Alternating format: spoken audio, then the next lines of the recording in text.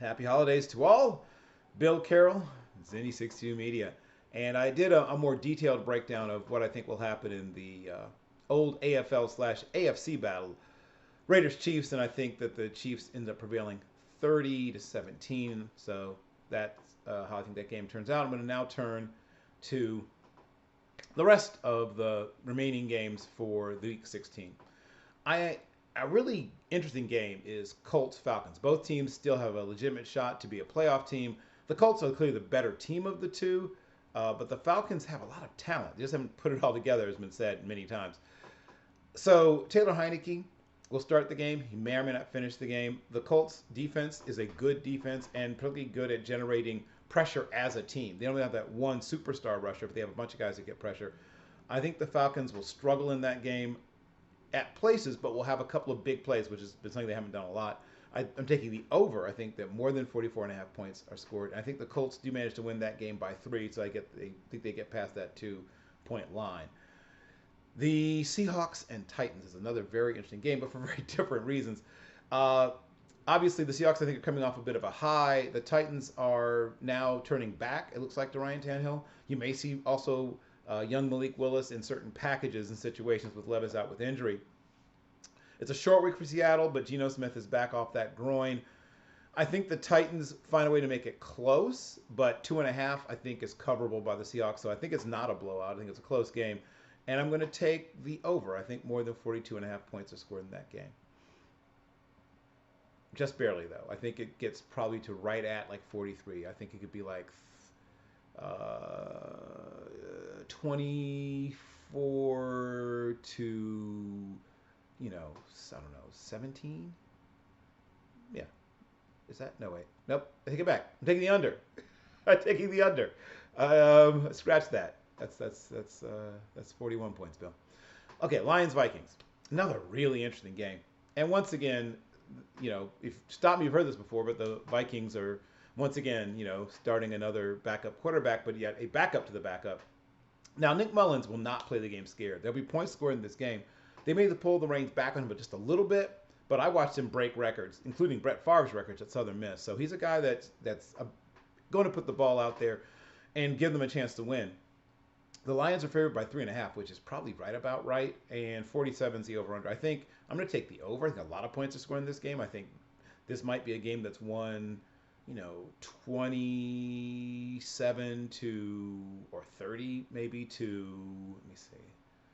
I'm going to say that this game is a 51-point game. So I'm going to say 27-24, or no. I'm going to say 30 to 23. That's actually a 53-point game. But either way, it's over. And yeah, I think the Lions cover the 3.5, but I think it's going to be a close game. I think that Jared Goff has a really good game. I think Montgomery has a good game. I think Jahmyr Gibbs has a good game. I think Ron St. Brown and Sam Laporta all have good games. So if you're doing one of those DFS fantasy stacks, stack a bunch of the Lions players in there, and then if you're looking for one, one guy on the other side, maybe Addison. I think Jordan Addison has a good game for himself for the Vikings. Moving on, Commanders and Jets. Oof. This will be the other end of the spectrum. I'm taking the under, even though it's only 38 points. I think that this is going to be those games where, I think if the team that gets to 17 or 20 might have this thing in the bag. So, the Jets, obviously, I don't have to tell the story again of their quarterback situation. They've played a few different quarterbacks as well. None of them have exactly lit it up. I think if Jacoby Brissett comes in early, that's something that might calm the waters a bit for Washington. But either way, they're probably playing for a lame duck coach, playing out the string. The Jets are at least trying to establish who and what they are. I'm going to say that the Jets win, but that the Commanders deny them the cover. So I think it's a very close game. I'm going to say that this game ends up being 15-17. The Jets win. Very, very close one. Watch for a bunch of field goals, but Yeah, I think that's when it was 17-15. So denied the cover. So they lose against the spread if you go by the spread. Packers, Panthers. This looks like it should be a get right game for the Packers. So the Packers are a team that's frankly is underachieved, but this should be a good day, particularly for whoever's healthy enough to suit up who can catch a football. So that means Tucker Croft, their young tight end, should have a good game. Romeo Dubs or Reed or both could have good games. Dontavian Wicks looks like he might not be able to go. It depends on who's able to suit up and play. So if Wicks and Reed are the two, if it's Wicks and Dubs, uh, whoever it is, those guys are going to have a good day. And then I think they have a good day on the ground as well. So Aaron Jones, Dylan, I guess, is also going to be good to go. But I think they'll be able to get there. And I think the Panthers actually score a decent number of points as well. 36.5 seems to be wildly low. That feels like free money to me. I think that the over is over by probably a touchdown. I think that there's at least 24 points scored by the Packers, and I think that at least uh, 13 points is scored by so that's so yeah, that's over. I think that's an over, and at least 37 points are scored, but I think they even get to the 40-point mark in that game. Fascinating game. Fascinating game is Browns Texans. So over under is 40. I'm taking the under. Both defenses I think have a good day. Obviously Case Keenum's out there and he plays close to the vest, plays it careful, but the Titans, played the Texans really tough. Once again, another one of those old, sort of old school. Well, I guess battle for the Houston Cup. But I think Flacco is the slightly better veteran retread quarterback of these two, and he's really played very well recently. I think the Browns are really good in tight games. In games decided by 3 or fewer points, the Browns are 5-0. I think that continues. I think that this is a 3-point game. I think that the Texans opened, for whatever reason, giving 2.5. Give me the Browns. The Texans are favored. Give me the Browns. And give me the under. I think 38 points are scored in this game. I think it ends up 21-17 with the Browns coming out with the win. Jaguars, Buccaneers, another really interesting game. Those battles for the state of Florida. Do they have a Florida Cup? I guess Miami would have to, sort of like the Commander-in-Chief trophy. Whew. The Buccaneers are a very interesting team to me. They're better than I think most people expected them. A lot of people expected them to be. The Jaguars have looked bad recently, quite frankly. They were sitting on 8-3, riding high coming into this month, and they got, frankly, embarrassed. December has been the cruelest month for them. They've lost 3 out of 3 games so far, and now they are needing this win. A lot of people say, "Oh, a team needs to win." Well, all teams need to win. Needing to win doesn't mean you win. They're only a 1-point favorite. That tells me a lot about what the smart money thinks. I'm going to take the over. Over under is 43. The Jags should be able to pull this out, but I will not be surprised at all if they don't. Trevor Lawrence has not been playing super well. I think he's been battling. I mean, the injury he's been dealing with has been part of that. Baker Reagan Mayfield is one of the people who I think is a legitimate contender for comeback player of the year. And if he continues to play like this, if they close out, and they end up in the playoffs, he should, much like Geno Smith, he should be like a guy who's really looked at as a really terrific comeback player. Lawrence emerging from the concussion protocol and also battling a shoulder doesn't really excite me. I think that they eke out, and I mean eke out a victory with Trevor Lawrence. But, 1 point. I could see it being, 27-28. But I'm going to give them, I say they cover, and I think it's the over. I think the Jaguars win, but I think don't be surprised if it's a nail-biter down to the very end. Cardinals, Bears. Another one of those teams where you feel like you should take the under no matter what. 44.5 feels generous. I'm definitely taking the under there. And the Bears are getting 4.5. There, I think that might be too generous as well. I think the Bears win by 3 or 4 points, but 4.5 feels like just a hook too far. So the Cardinals are not a good football team, but they play much harder than people give them credit for. And they are 10-3 against the spread. I'm going to say it one more time. They're 10-3 against the spread. So I don't think the Bears cover this. The Bears are 0-3-1 as a favorite against the spread. So give me the Cardinals to deny the Bears the cover at 4.5, and give me the under. So I'm taking the under, and I'm taking the Cardinals because the 4.5, the hook, I think is too far. They might get 4, but I don't think 4.5. Cowboys. How about them Cowboys, right? A team that is, like the girl with the curl. When they're good, they're very, very good, but when they're bad, they're horrid. They are a team that really struggles so far on the road. The Dolphins are getting 1.5. The over/under is 51, which is right on the nose. I think I hate to push, but I'm going to push. I think 51 points are scored in this game.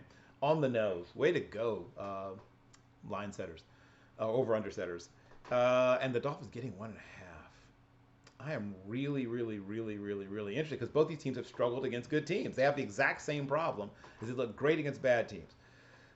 So teams that have a winning record currently, the Cowboys are 1-3 against those teams, but the Dolphins are not anybody to brag either. So in the 3 teams that the Dolphins have played against, teams that are either 500 or above, they are squadoosh 0.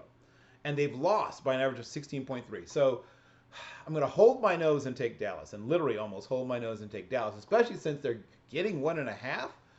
So Dallas, and yes, I'll push. I'll push on. I think 51 is exactly the number. If you can buy it down as you can on some apps, buy it down to 49 and then take the over. Or buy it up to 53 and take the under. I don't know, whatever is better against the vigorish. And then the night game, the Sunday night game, is the Patriots versus the Broncos. This feels like a romp, but it also feels like a trap game, right? It feels like it should be a romp, but also like a trap game. 5.5 is probably about right for what the Broncos are favored by. I think they'll barely cover that. I think they win that game by 6, so they just barely survive that. 36.5, I'm going to take the over, but just barely. I think 37 is 2017, right? That's what that feels like. So I will take the over just barely. Barely Zappy for the moment is the man who zapped his way into the starting job, and they've averaged 15.5 points in the first half, but 7 points in the second half of those games in which Zappy has been a starter, which isn't that many. It's a small sample size. Russell Wilson, as a starter, has been 3-9 against the spread in his last 12. That doesn't feel great, and particularly in primetime games. So 3-9 in primetime games against the spread. But more importantly, I think that turnovers decide this one. I think there's 2-1. I think they get one more turnover. The Broncos survive because they get one more turnover and get out of that game. For the Christmas Day games, I already talked about Raiders and Chiefs, so I won't go over that again. But the over, since the over under is 42.5, Chiefs -10. Barely. I think the Chiefs win that game by 11 points. They just barely escape. Giants and Eagles. Get right game for the Eagles if they win that game by 13. 43.5, I'm taking the over. I think at least 44 points is scored in that game. I think the Eagles score 24 points. I think the Giants score... No, hold on. I think the Eagles score 31 points. And I think the Giants score 20. Yeah, so there you go. So that gets you to 51? No, 31-20. Yep, that gets you to 51. And so that's an over. And yeah, the Giants win by 11. I think that they have a big bounce back. I think A.J. Brown goes off. I think that both of their, I think the running backs they play in that game have bounce back games as well. Watch out for even like guys that don't play that much. Like, I don't know, Zacchaeus or somebody to get a touchdown. Watch out for their tight ends that have been quiet much of the year. Maybe a touchdown from one of the tight ends. And then last but not least, for the Monday night triple header or whatever, Eagles. I just talked about that. For Ravens, this is the one, right? This is maybe the best game of all the games. Over/under 45.5. I'm going to barely take the over. I think that the winning team has to score at least 24 points, and the losing team scores close to that. But I think that at least 46 points are scored in this game. So that's just barely an over. I think that the 49ers are giving 5. So give me the Ravens. Sorry, give me the Ravens. I think the 49ers may win this game, but not by 5. 5 seems extraordinary. I don't think they win by 4. I think it's a 3 or fewer point win for whoever wins this. But yeah, with the spread being at 5, all day, every day, give me the Ravens. I think people are sleeping on how good the Ravens are. They're top 5 on both sides of the football. They're top 5 scoring offense and top 5 scoring defense, and there's not a lot of those running around loose. The keys to this would be essentially run after catch. If the 49ers pass catchers are catching the ball and being tackled right away, you're not letting Deebo Samuel, you're not letting George Kittle, you're not letting Christian McCaffrey, you're not letting Brandon Ayuk take off with the ball in their hands and get yards after catch, you're going to beat them. Brock Purdy's a terrific quarterback, and those people who think he's just a game manager, whatever it is, wake up and smell the wins. I mean, this guy is playing at a super high level and has ever since he started as a rookie last year. So this will be a really good game. But I think that Kyle Hamilton, I will name him by name. I think Kyle Hamilton tips a ball that ends up being intercepted late in the game to salt away, if not a victory, at least a non-cover for the 49ers. So give me the Ravens, like I said, and I will take the over at 45.5. That's me. I think that this is going to be a great week. If you're a degenerate gambler, it's going to be a great week for you. You can probably rack up some really good wins. Once again, happy holidays. Bill Carroll, Zenny62 Media.